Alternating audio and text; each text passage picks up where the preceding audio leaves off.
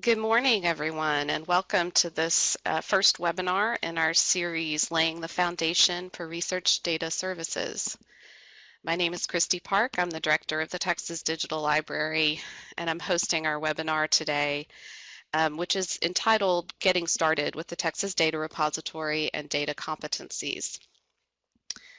If you have questions as we go, you can use the chat window here in Adobe Connect. And we'll answer those as we come to an appropriate pause in the presentation. And we should also have some time for Q&A at the end of the presentation today. We are recording today's webinar and we'll make it available in the TDL DSpace repository along with the slides from today's presentation. Those are also available here in the Adobe Connect window in the bottom left-hand corner of the screen where you can download them if you want to. I'm joined today by a couple of great colleagues from within the TDL consortium. Santee Thompson is the head of Digital Research Services at the University of Houston Libraries, and Santee was also the chair of the Dataverse Implementation Working Group, which worked with Texas Digital Library to launch the Texas Data Repository. And secondly, we're very excited to welcome Peace Awesome-Williamson, the Director for Research Data Services at another TDL member institution, the UT Arlington Libraries.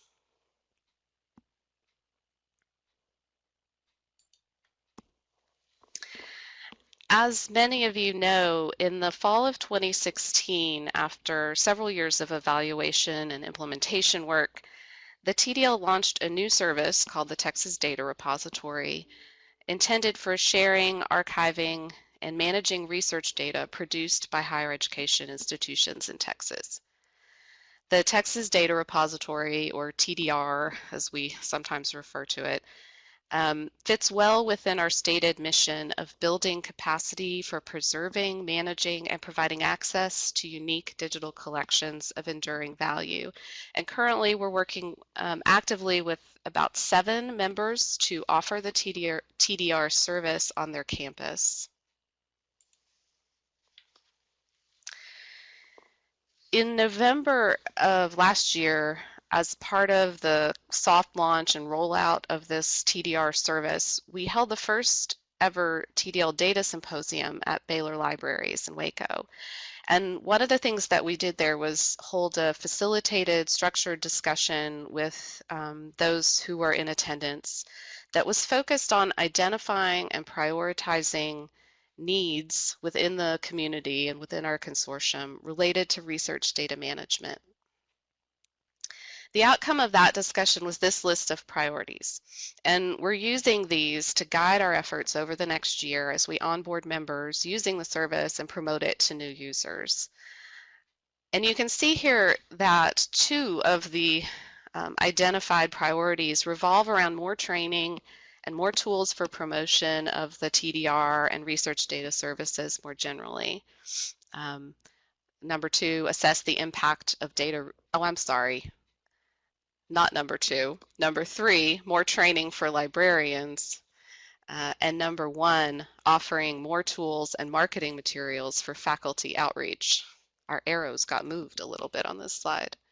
So these 2 priorities were identified as really important for our library community as they need and want more education, more tools, and more training that will equip our members to confidently promote these services on their campuses and to confidently discuss research data management issues with faculty, offices of sponsored research, and other constituencies on their campuses. So this is the first, and as I said, in a series of 3 webinars that we're holding over the next couple of weeks on laying the foundation for research data services. And this series is part of our efforts to meet those identified needs for more education and training and tools. It's part of our efforts to educate our membership about the TDR and to situate it within the larger context of research data infrastructure and services at Texas universities.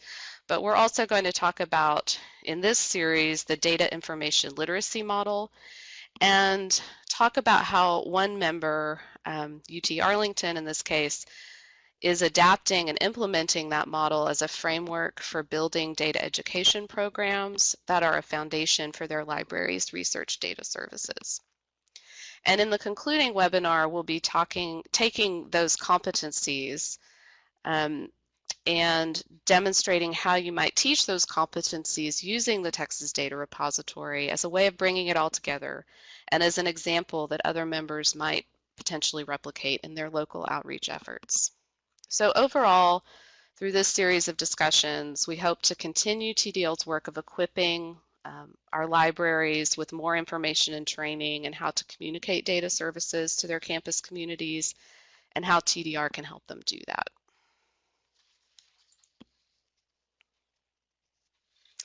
I also want to mention as an aside, but an important aside, that another step that we've taken in trying to meet these needs on our member campuses is in filling a new position at TDL, which we're calling the TDL Services Manager, that will be dedicated to managing and promoting both our preservation services and our research data services within our membership. And those research data services, of course, are centered on the Texas Data Repository. Courtney Muma, who has worked previously with Internet Archive and before that with Artifactual, started in that role on February 1st, and she'll be taking on a substantial role in continuing the training, consulting, and community building around the Texas Data Repository going forward. She's on this call, and she has spent the last couple of weeks since she started absorbing a lot of information about TDL and its services and thinking about her priorities over the next year or so. And I'm excited that you all will be hearing more from her over the next few weeks, including at the next TDL Forum conference call on March 15th. And we're really excited to have her join the team and excited for y'all to have the chance to work with her on TDR and on other services that TDL provides.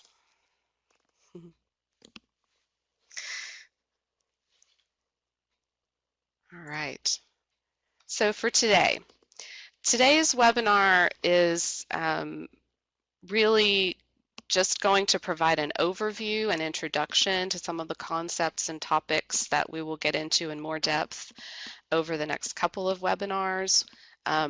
First up, Santi will provide a kind of refresher and review of the Texas Data Repository service, its role within the ecosystem of research data repositories and services and its value, the service model we're using, the scope and functionality of the repository, and how members can participate during this opening year of the service.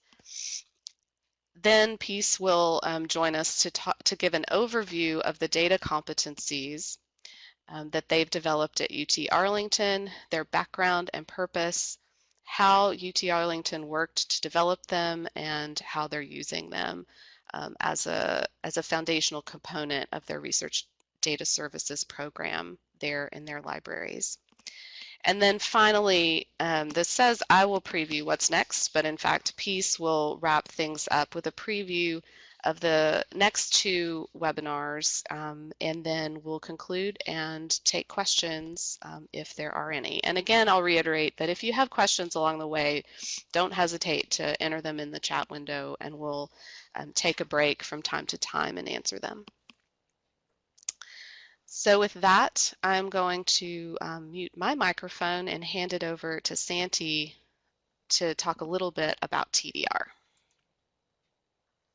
Well, thank you, Christy. Before I get into it, I just want to make sure everyone can still hear me. A quick sound check from the audience, if someone could let me know that it's coming across. All right, thank you, Joy. So as Christy has alluded, TDL members have expressed an interest and several needs around storing research data and making it available for reuse. Those expressed needs have been driven by funders, governments, advocacy groups, and others pushing for improved accessibility and usability of research data, as well as with other types of research outputs. This increased focus on data sharing and reuse was famously accelerated by the 2013 OSTP directive that required plans from federal agencies to support increased public access to the results of research they fund. All of these factors were driving researchers to explore potential repository options. This grew to be a complicated process, as there are various repository options available to researchers, with many choices being restricted by the researcher's institutional affiliation, particular research topic or discipline, and their level of expertise with any given repository software.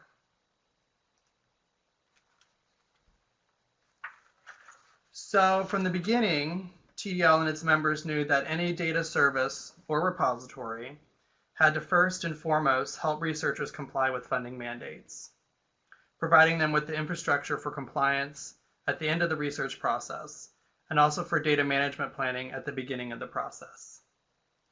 Additionally, we wanted the service to facilitate greater recognition for research data and for researchers through the assignment of DOIs, or digital object identifiers, and enhanced discoverability. And finally, we hope that improved infrastructure for data sharing would ultimately produce better research by enabling the sharing of reproducible results and making the research process more efficient.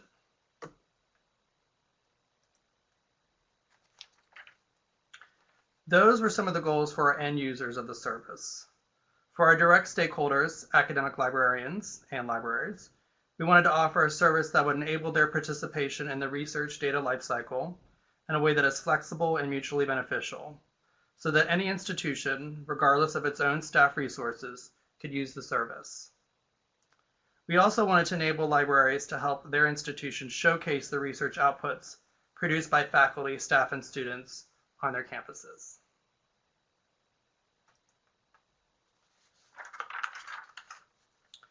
With these goals in mind, and the contributions of several working groups, TDL and its membership has created the Texas Data Repository, or TDR, a platform for publishing and archiving datasets and other data products, created by faculty, staff, and students at Texas higher education institutions.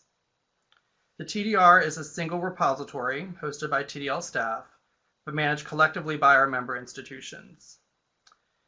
It is built in open source Dataverse, which is software originally developed and in use by Harvard University.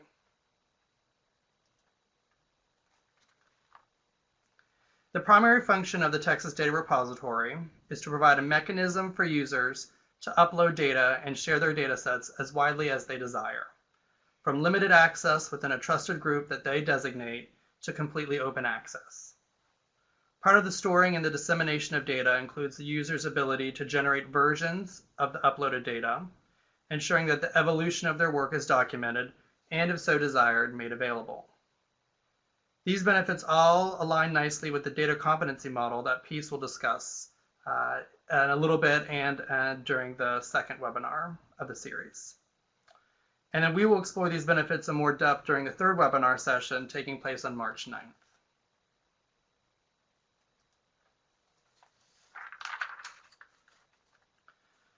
So policies that identify the scope of the TDR and the kinds of content and collections accepted into it are critical for long-term sustainability and maintenance. The TDR will focus on research data and products such as codebooks. It is not intended for published papers, which are frequently found in institutional or discipline-based repositories.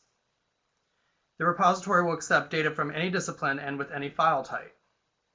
It is designed for regular to mid-sized data sets. As such, individual file sizes up to 2 gigabytes and research projects with up to 10 gigabytes total per project will be accepted. And while the repository is incredibly flexible, accepting any kind of file formats, it's important to note that the repository only accepts de-identified data. Because datasets are intended to be accessed by any number of people, the repository is not intended for data with sensitive or confidential information, like social security numbers, health information, etc.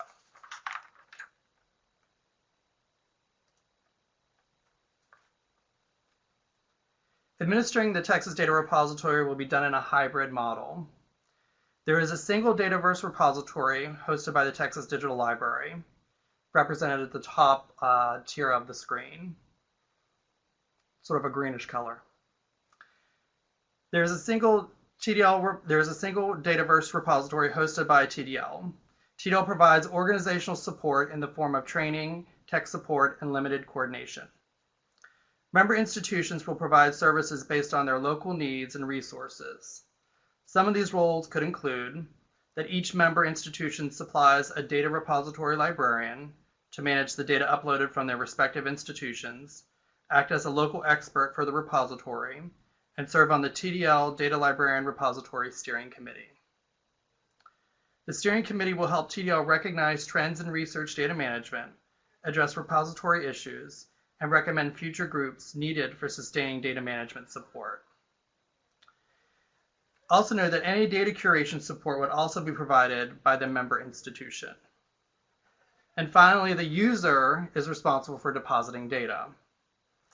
However, this hybrid model is flexible enough to accommodate different processes at different institutions, some requiring library intervention during ingest and some may not. So in the diagram, the group of folks in red to the right of the screen show a model where researchers deposit directly to the repository. The folks in the middle of the screen, maybe a greenish color, show a model where researchers deliver to the librarian, and the librarian then deposits to the repository. And the groups on the far left, maybe the maroon color, shows a hybrid scenario of those two potential models. So needless to say, it's built to be as flexible as possible.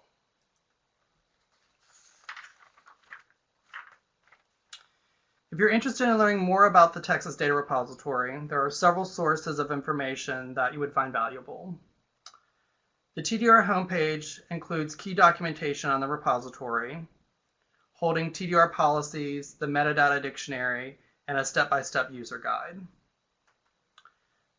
Additionally, last fall, Christy and I hosted a webinar on launching the TDR at your institution. The webinar offers a more in-depth look at the repository and outlines the key steps each TDL member institution needs to complete prior to making it available at your respective campus.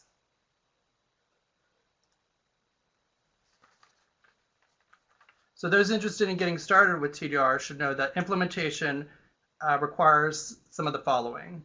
First, signing a memorandum of understanding that outlines the various roles and responsibilities of TDL and member libraries. It's also important to integrate Shibboleth locally at your local institution and sync that with the repository itself. And your institution would be responsible for identifying a member at your library to serve on the steering committee. For those institutions who have not initiated implementation, please contact TDL via the help desk to begin this process.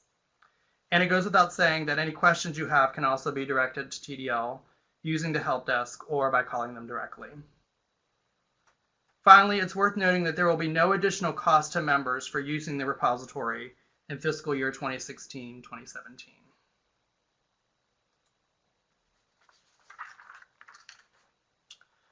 So through the contributions of multiple TDL working groups, the TDR is now another option for researchers in need of data storage and sharing solutions. It becomes a valuable tool libraries can provide as part of a suite of services focused on research support. Many of us see the establishment of the Texas Data Repository as an important first step towards providing more comprehensive services for researchers. While the conversations we have with faculty, staff, and students may start with questions related to where one places research data, many of us also realize that there are other questions and hurdles that need to be addressed, like how to describe data, how to manage files, etc. As this graphic suggests, data storage and archiving is just one part of a larger research data management lifecycle. But never fear, our colleagues have been tackling questions related to other aspects of research support. Some of these issues are framed and addressed by identifying data competencies. So next, I will hand it over to Peace, who will introduce and provide an overview of these competencies. Thank you, Santi. Well, before I start talking about the competencies, I kind of want to give some background on how they came about. So, a year ago, I transitioned from a health sciences liaison librarian to being the sole librarian responsible for data services within UTA libraries. I was also charged with the creation of research data services for our libraries, the evaluation of what currently exists on our campus, as well as recommendations for moving forward. And before I keep going, if you hear rapping on my door or somebody opening it, I'm still a public services librarian. People do know my office very well and come in, so it's probably a student. But as far as my role, beginning last year, I began with planning. So I started to look at research data services programs across the country. I had interviews and conversations with other data librarians at other academic institutions and developed a 2-year plan for the implementation of research data services at UTA libraries. This image is a kind of overview of that plan. And so the first phase was to build expertise within the libraries, and that involved training. So I attended the Data and Visualization Institute for Librarians that came out of NC State. We also have been offering internal workshops for our front end staff, which is our department user engagement services, as well as all of our liaison librarians went through a 2-day data workshop. So we built expertise within our libraries, and then now we're also building services that are externally facing or facing the rest of the campus through instruction, use of memorandums of understanding for partnerships with faculty, and use of things like the data management planning program DMP tool. Our next phase, so I'm actually happy to be part of this webinar, and as Christy mentioned, we are TDL members. We originally were looking at a UTA repository, but we're also looking now that there is the TDR, other options for data repository services coming out of the library. So we're moving into that. However, while we were in kind of phase 1 and phase 2, we did a lot of work in establishing where data instruction should be coming from.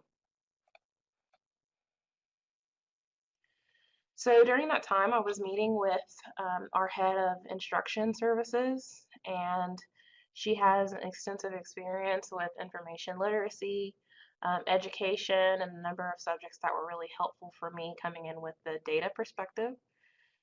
We happened upon the data information literacy standards, which I have a link there to information about it. It was an IMLS funded research project that was shared between Purdue, Minnesota, Oregon, and Cornell libraries. And so their aim was to develop and implement curriculum around data information literacy. So I have information on the screen here about that they developed 12 competencies as a starting point, and they were focused mainly on data management and STEM disciplines. So for our use at UTA, we wanted to make sure we were meeting the campus needs, and for us, we wanted to look at what was existing with the data information literacy standards. These are not openly published, but they are published in a book, which I can't remember the full title, but it's Data Information Literacy. That was published out of, I believe, Purdue Libraries. And we studied that, and we looked at kind of currently where the knowledge is at our campus and how these standards could be adapted or how they could be used. So as we were looking at these, we had several reactions to what existed currently. So we felt that based on our campus's data needs and based on our emphasis on competency-based learning, that the competencies as they currently existed were not created for direct translation for beginners. And that was also stated within data information literacy standards. They are meant for graduate instruction, was their focus during that grant cycle. And so we wanted to have a broader perspective. Thank you, Jessica, for providing that link. We also wanted to incorporate ethics. Ethics was something that I felt was something that was important for a campus to learn and understand when working with data, as well as the use of data in argumentative assignments. So many students feel very comfortable with research articles, but or other supporting literature, but maybe less knowledgeable about understanding data. You know, when they're looking at a data set, how can they pull out information that's useful for those types of assignments?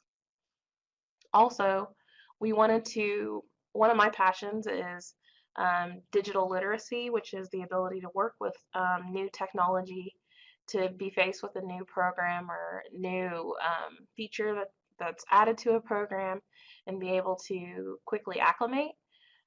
Also, data literacy is the ability to read, create, utilize, communicate, criticize data. And so we found that at our campus, we were starting kind of at ground level.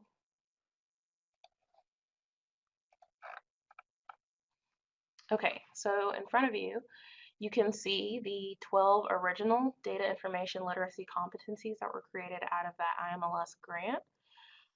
They, as I mentioned, were focused on the data management lifecycle as it pertained to the needs of the universities that were involved in that project.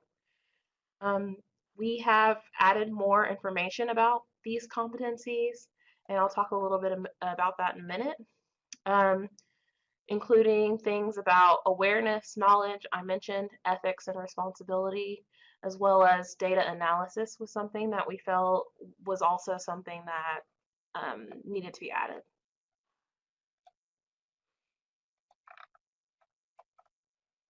So the changes that we made were we incorporated leveling. So we have emerging, intermediate, and expert level competencies where you can reach a certain level, and that allowed us to adapt our instruction for the various types of students we were working with, whether we were working with students who were completely novice to data from all the way to expert researchers who've been working with big data or various types of data for a very long time.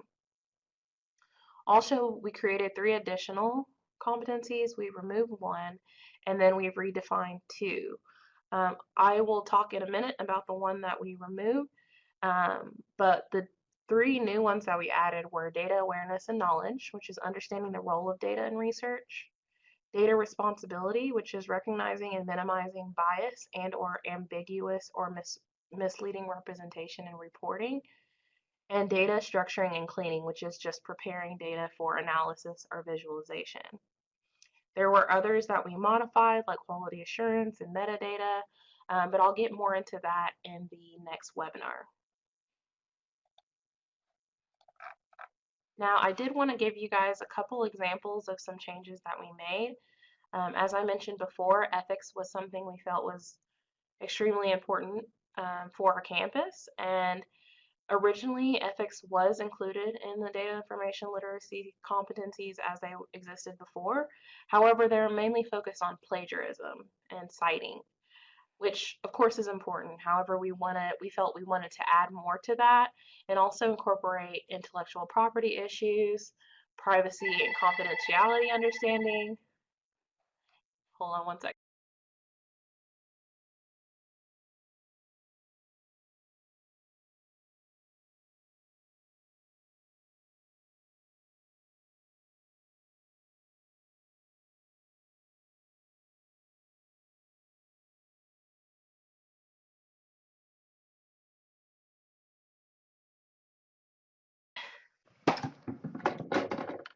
Okay, sorry about that. It was a student and my phone will keep ringing, so I didn't want to just answer it.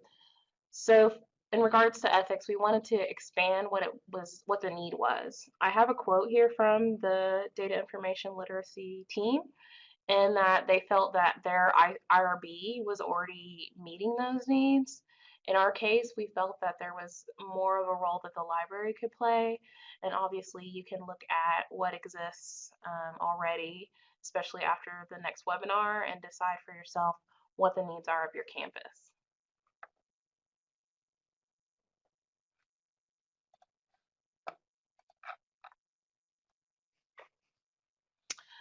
Another competency that existed originally was cultures of practice.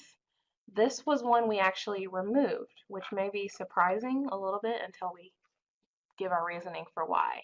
So I'll just read the description really quick. It's about recognizing practices, values, and norms of a chosen field, discipline, or subdiscipline as they relate to basically the other standards, and then recognizing relevant data standards of the field. We felt that cultures of practice were too important to be separated out, and we felt that it should be integrated with all of the other competencies. So at this time, um, I'll go into more detail about that next time, but if you go into each competency, you'll see a statement that relates to this idea where for data visualization, they'll be able to understand the common practices for data visualization in their field. So if somebody were to move from something like business where they're visualizing stock market data to a field like nursing where they're visualizing health data, they're completely different practices as it relates to how you display and provide that information. And so we felt that in order to fully affect and reach those competencies, you had to be familiar with the culture of your discipline or your field in order to reach it. And that also moving out of that field or moving or partnering with another field, you would need to understand that you would have to recognize the culture of that field and the best practices around each competency for that field.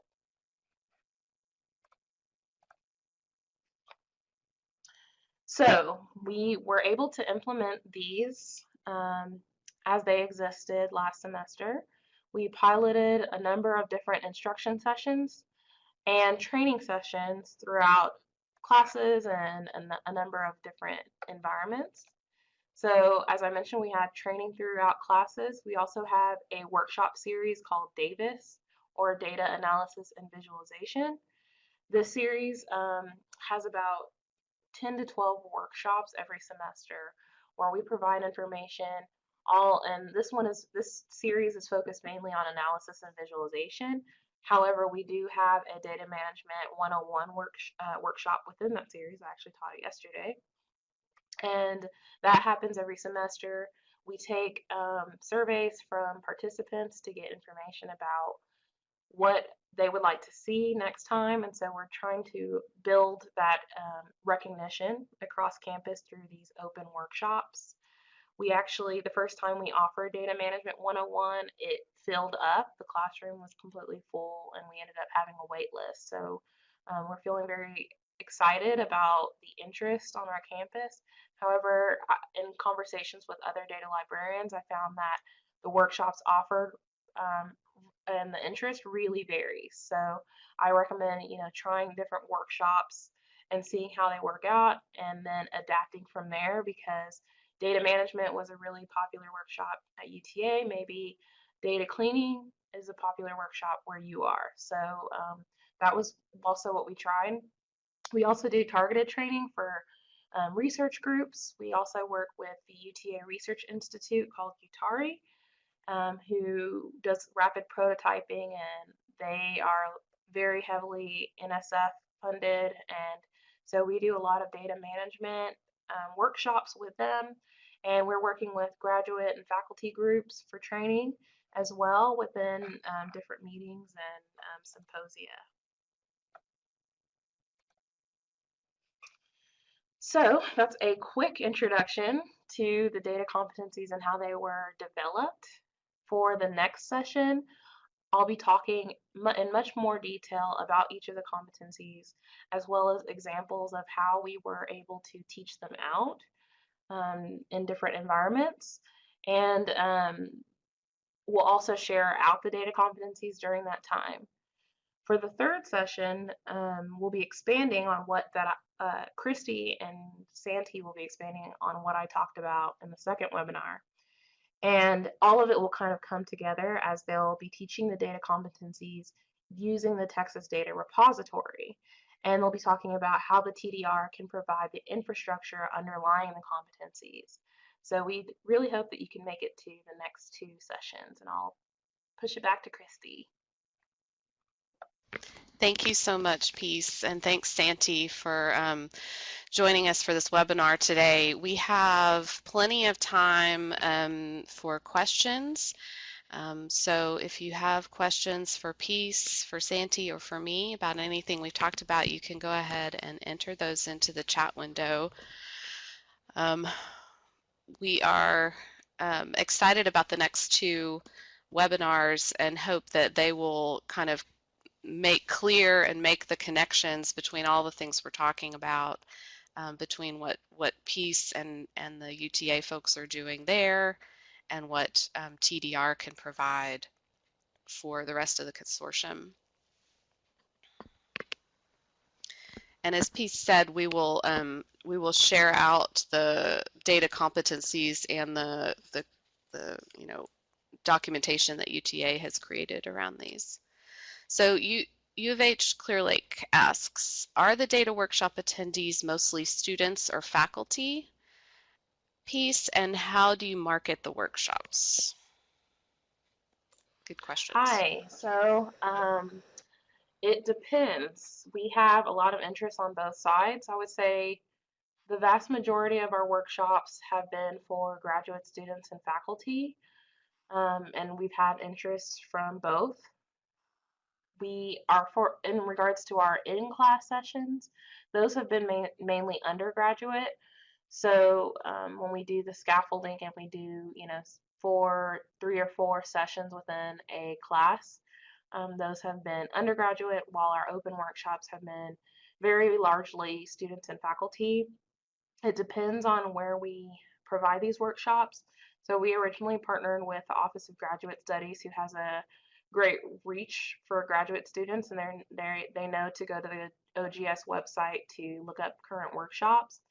So we partnered with them to kind of originally get the word out. However, that limited us to only providing workshops for graduate students. So we're also building a name through the series, where someone attends one workshop that's offered through graduate studies, and it's part of the series, and then they'll investigate further about the series. So we have signage, we have digital signage within our library as well as on our website, and information through various stakeholders. We're also interested in making a data portal. This is a partnership that's actually being implemented as a multi-departmental website between the libraries, the Office of Information Technology, the Office of Research, and UTA's Research Institute. And hopefully there we will have a one-stop shop for research-related workshops, and I think that will also greatly increase the amount of interest in our workshops. Great. Thank you. Okay, so another couple of questions. When Lee asks, what are some of the popular courses? So I would say we have had a lot of success with all of our workshops except GIS. GIS has been a little bit harder. I think it's mainly because we have a GIS certificate program on campus, and GIS, a lot of students have GIS support within their departments. However, we're seeing increasing attendance for those workshops, so I'm feeling a little bit more hopeful as we get the word out to maybe departments who are less used to using GIS. Other than that, we provide workshops all around. I will actually send you a link to my division's web page so you can see all of the workshops we have coming up. And we found popularity with data management, data visualization best practices, using SPSS and SAS, working with a lot of the 101 type workshops are very popular because this is all very new for our campus, and so on. So, and then the other question, which was registered students. I'm not sure. We don't have the. Marilyn, could you expand on that question? What percentage of registered for the class?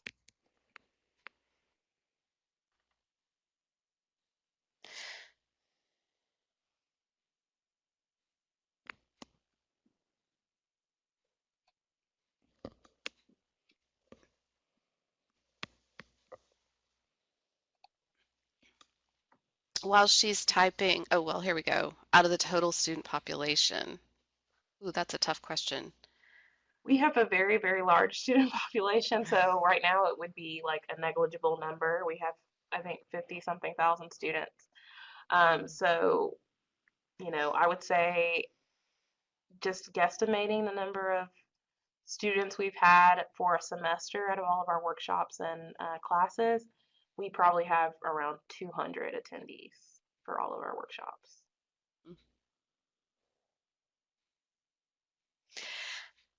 And University of Houston asks, are the workshop attendees mostly from STEM disciplines or are there DH applications too? That's a great question, and I hope you'll be able to attend my workshop or my webinar, the next one, because we'll be talking about the application in an English class and a journalism class.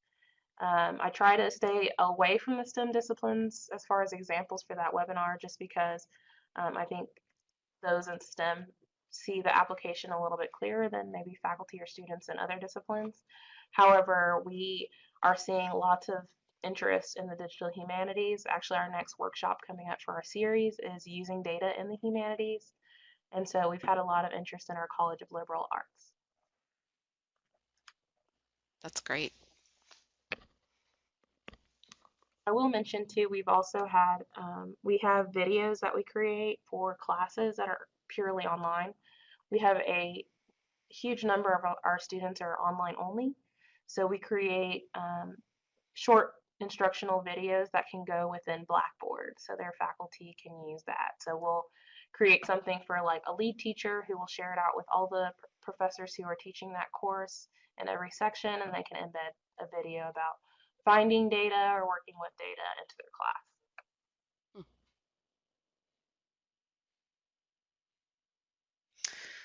Okay, Joseph asks, what constructive criticisms or expressions of concern, if any, have you received about these data workshops? So far, I would say not much. We've had, I think my title, when they see the word research, people come with all kinds of questions. And so sometimes it's pointing people in the right direction for who could help them. We have a statistician here who he's not in the library staff, but he works within the library. And hold on one second.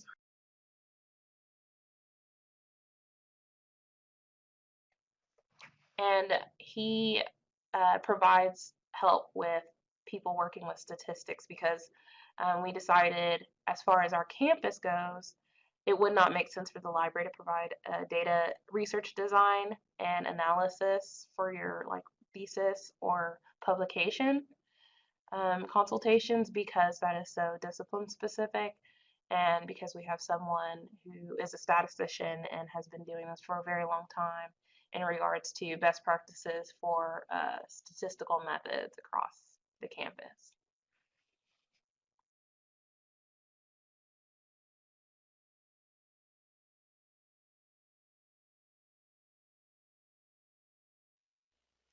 Peace, you probably covered this, but do you do assessment of the workshops, surveys with the students to the workshops to get feedback? Yes, and I'm sure many of you have a similar experience with us. People don't fill out online surveys. So we do in-person paper surveys during the workshop, and we usually have around 100% completion of surveys when we do it that way. And it's usually general questions about, their satisfaction with the workshop. They're feeling like the instructor had knowledge about the topic, etc. And then we end with a few open-ended questions, one of them being recommendations for future workshops. Okay, that's great. So there's a question from Texas Women's University about a purchase data set and research work that's being done with that purchase data set. At what point can we deposit our work for working on it, versioning, and sharing? So that's a really good question, and I think there are a couple of things I would say One is, I think we need to probably have a conversation about with the library and with the investigator, about whether the purchase data set itself is appropriate for the Texas Data Repository, and make sure that deposit of it would comply with the terms of use of the repository. And that's certainly a consultation that we can have. As to when TWU faculty could deposit into TDR, we're working with the Texas Women's University Library right now to get the paperwork and technical implementation done so that that can happen. So there are a couple of steps that have to happen, like the signing of an MOU and some integration with the campus authentication services, et cetera, before it's available as a service, but that's happening right now. So we had a conversation with Amanda Zarang at TWU just yesterday about that, and I'm hoping that maybe we could set up a conversation about the purchase data set to see what would be an appropriate use of that data set as far as TDR is concerned. I hope that somewhat answers the question. Okay. I'll go ahead and tackle the next question from UHCL about any stated standards for metadata, codebooks, etc., or is this up to the individual universities to define? So we do have a metadata standard that the working group helped put together, and Santi, I don't know if you could talk to that a little bit more. Absolutely. Let me first put up the link to it. So here's a link to the metadata dictionary. And so it's a combination of several sort of metadata schema and vocabulary types that in theory are, if followed closely and correctly, would be in good standard and would help with discoverability and interoperability and all those fun, wide-ranging goals that we as librarians express to folks.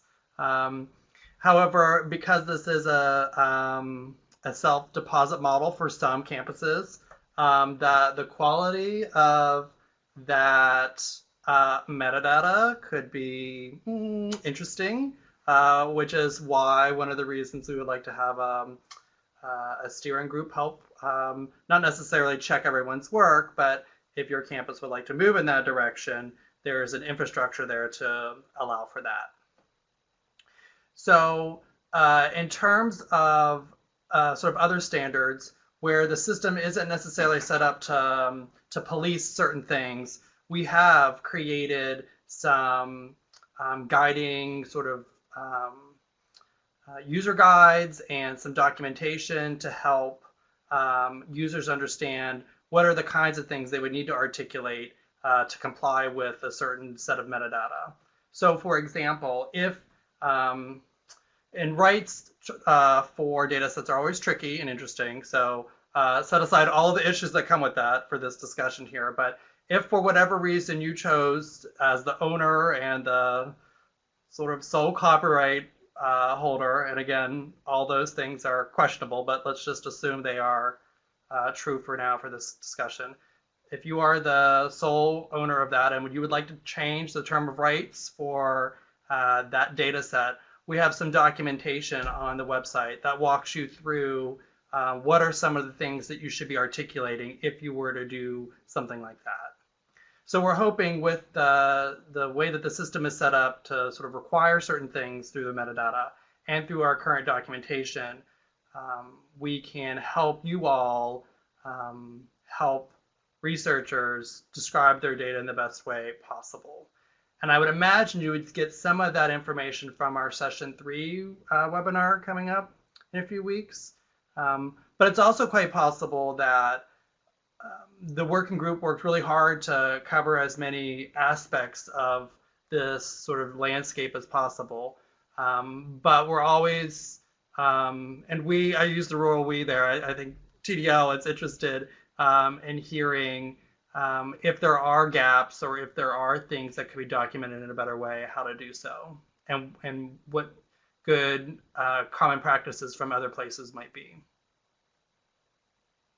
Yeah, I think that's right. And just to echo what you said, I mean, there are some absolutely required metadata fields that the system, you know, um, validates, and if you haven't provided them, you can't move forward. But it's a limited number, and it's really limited to those fields required to create a good citation for the data, um, because that's, one of the big benefits of the repository is being able to promote the citability of data. Um, I also wanted to add that, we've talked about this TDR steering committee a few times during the presentation and over the last few months, and that steering committee exists only um, on paper right now, as we've been working with institutions to onboard them to the service, and having those institutions identify the appropriate people to serve in that group. And but we're at a point now where Courtney, our new TDL Services Manager, will be reaching out to those folks over the next few weeks to get that group together, and that group is going to be helping us further develop these guidelines for metadata and best practices, as well as help guide our efforts as we, create a roadmap for the service going forward. And Christy, I failed to also say that the way the metadata is structured is truly to require information to get at that citation. Mm-hmm. Anything else beyond that at the consortial level, at the TDL level, is optional. Now, if you have certain audiences you need to serve at your institution and think additional metadata could be required, you have the capability within your own folder of content from your institution to apply those additional requirements just to your groupings. So again, it's fairly flexible in what it can do, but it would take conversations with, I'm sure, your constituents and with TDL to organize and to get it to the point where you feel that it's meeting everyone's needs.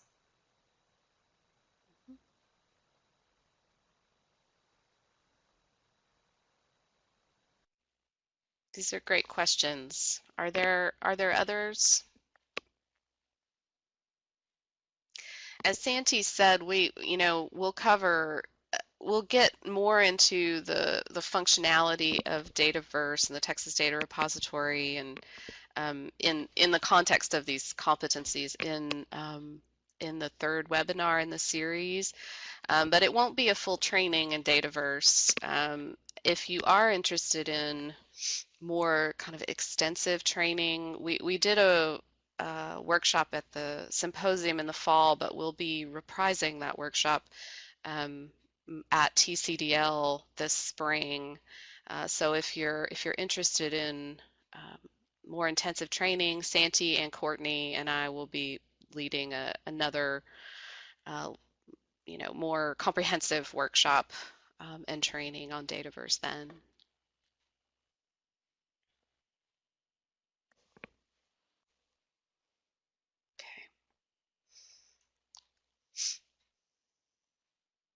Okay. Oh, one more question.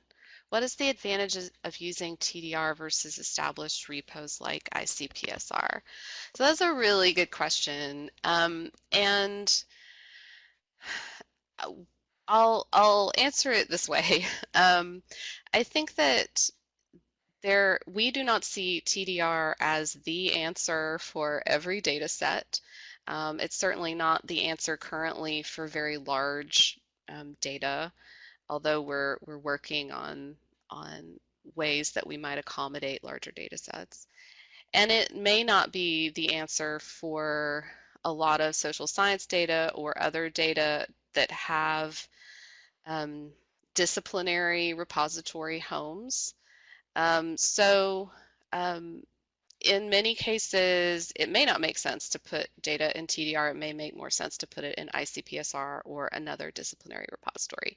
So we see TDR as part of an ecosystem of the broad landscape of data repositories and data storage that exists currently. I think there are a couple of ways that TDR might be preferable. Um, the most important one to me being the kind of local service and care that might be available through campus, local campus library support for shepherding that data and assisting with metadata creation and data management and sort of long-term curation of the data. And I think, and the kind of support you get through TDL. I think there's also possibly some claim to TDR being a great home for Texas-related or regional data, um, where it would fit better here than it would in ICPSR. And one of the things that, and this is a question that applies across any number of disciplines, not just ICPSR, but all kinds of disciplinary repositories. How does TDR fit within this landscape? And one of the things that Courtney is going to be helping us do and working with that steering committee to do is really define how it fits within that landscape and provide guidance, more formal guidance to members about, when TDR is a good fit. But there's a lot of data, yes, and I think that's important. We don't want to um, be providing service to folks who already have options, but there is a lot of data out there that doesn't have good disciplinary repository options, or where researchers may want to do something that doesn't require, doesn't have all the rules and regulations around it like ICPSR does, or other things like that. So we are an option for those folks.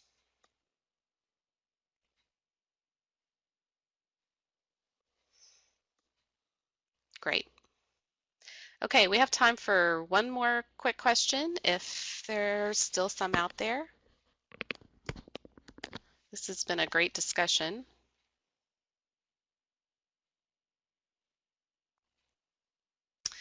Okay, could we cite TDL data preservation as an advantage over some disciplinary data repositories? Yeah, I think that's potentially an advantage over some data repositories as we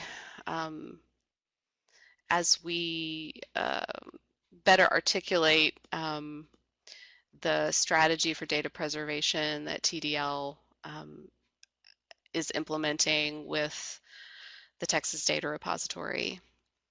And certainly the institutional commitment of TDL to this data and to this work, and the inter-institutional commitment as we work together as a consortium, is a big advantage and benefit of the TDR.